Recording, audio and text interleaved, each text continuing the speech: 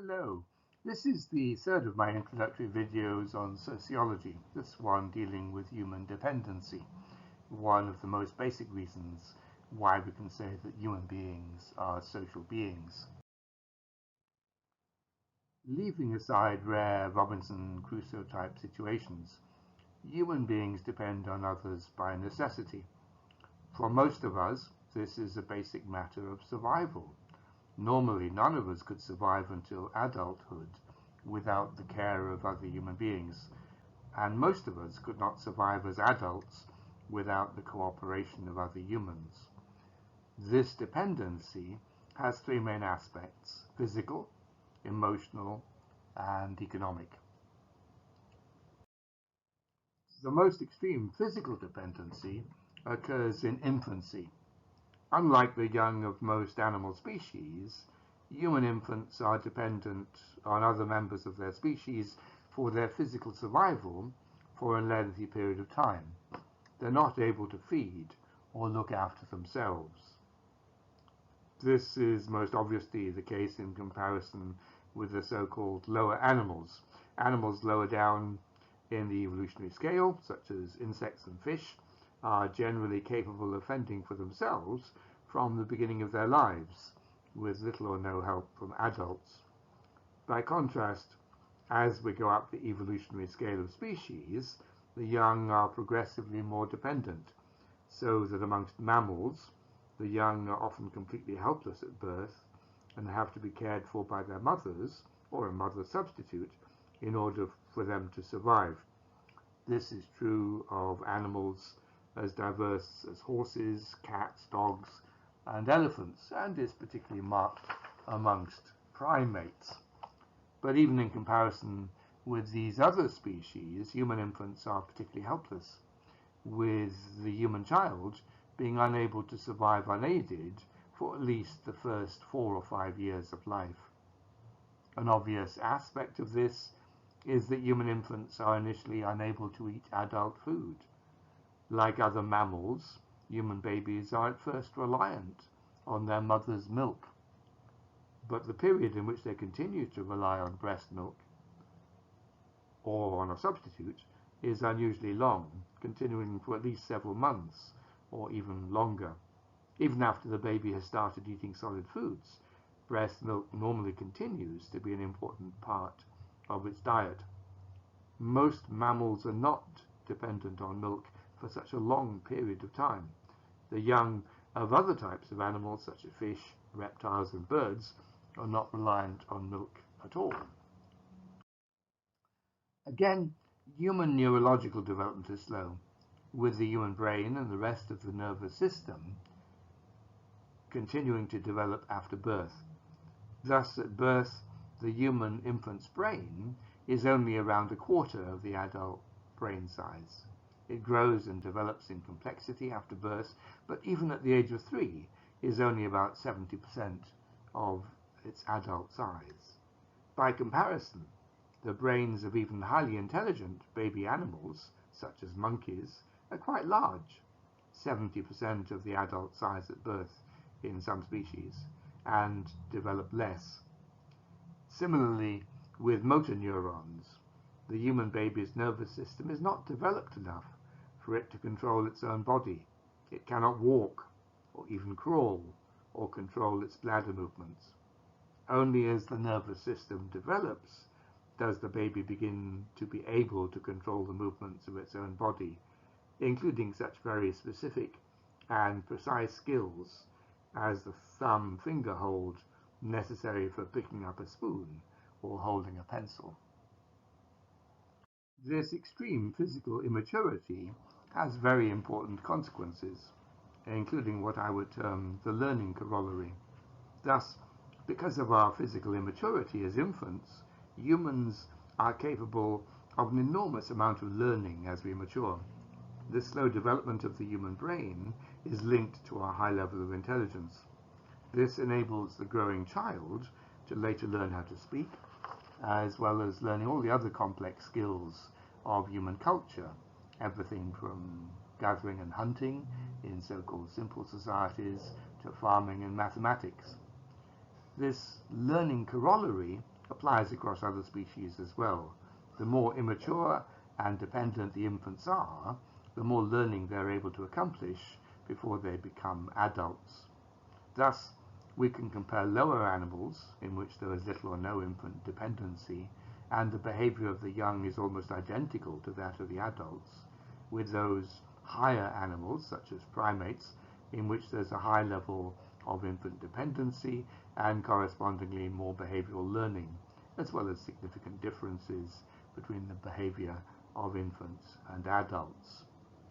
The obverse of this learning corollary is that the more learning the young of a species are able to accomplish, the less reliance they have on instinctual behaviors. Thus, human babies cannot do most of the things that children later learn how to do, including basic skills such as speaking a language. By comparison, lower animals start their lives with many instinctual abilities or potential behaviors which they're quickly able to acquire. Purely instinctual human behaviors are very few. For example, babies' reflex actions related to feeding, their responsiveness to stimuli, and the grasping reflex when a baby takes hold of something. It is of note, however, that some human behaviors are potentialities possessed by all normal children, but requiring a particular environmental context in order to develop. The most important of these is language. All normal children are born with the potential to learn spoken language, and when they learn it, they do so in a similar pattern of development. But clearly, individuals learn different languages depending on the language or languages spoken in their home and the environing society. That is, language acquisition is a biologically conditioned potential which depends on a specific environment to be actualized, and which is determined in detail by that environment. Now let's turn to social dependence. One characteristic feature of, I think, all human societies is the extent to which the period of a child's physical dependence is extended far beyond the bare minimum required for physical survival. This means that most older children in the world, together with a large proportion of adolescents and even some young adults, continue to be dependent on their families for their survival long after early childhood has finished. Bonds of affection and habit maintain their dependence. Thus, family members continue to provide the growing child with food and shelter and try to protect them from danger until they're deemed old enough to look after themselves, an age which may vary between societies or sections of societies, but which is often in the late teens or early 20s, but can be even later.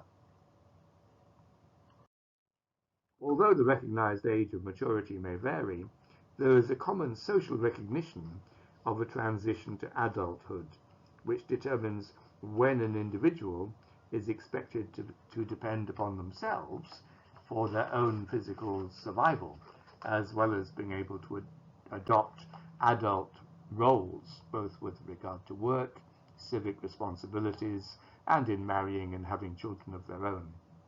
It is of note that richer social groups in modern societies commonly extend this period of social dependency well into adulthood, so that an individual who is already physically an adult continues to live with their parents and follows a lengthy period of education before they get a job or get married.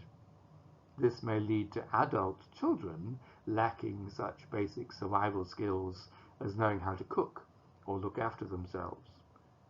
By contrast, in traditional societies and amongst many poorer social groups in modern societies, the age at which the individual was regarded as being old enough to be relatively independent from the family was much younger, normally in the period following puberty. In such societies, girls may be deemed adult in early puberty and may be married off at that time. Now let's turn to emotional and psychological dependency. Physical dependency normally becomes closely interlinked with emotional and psychological dependency. Thus, most children develop strong emotional ties with their caregivers. Indeed, this is an important or even crucial part of the childhood experience, as can be seen in the case of those children who do not develop such ties, as with those in some orphanages where the children are fed, clothed, and kept clean by the staff, but have no opportunity to develop emotional ties with them. In such circumstances, children develop in an abnormal way. Their physical growth is much slower than other children, so that they are smaller than normal children of the same age. Their intellectual development is much lower. They are often emotionally disturbed, and sadly they are also much more likely to die.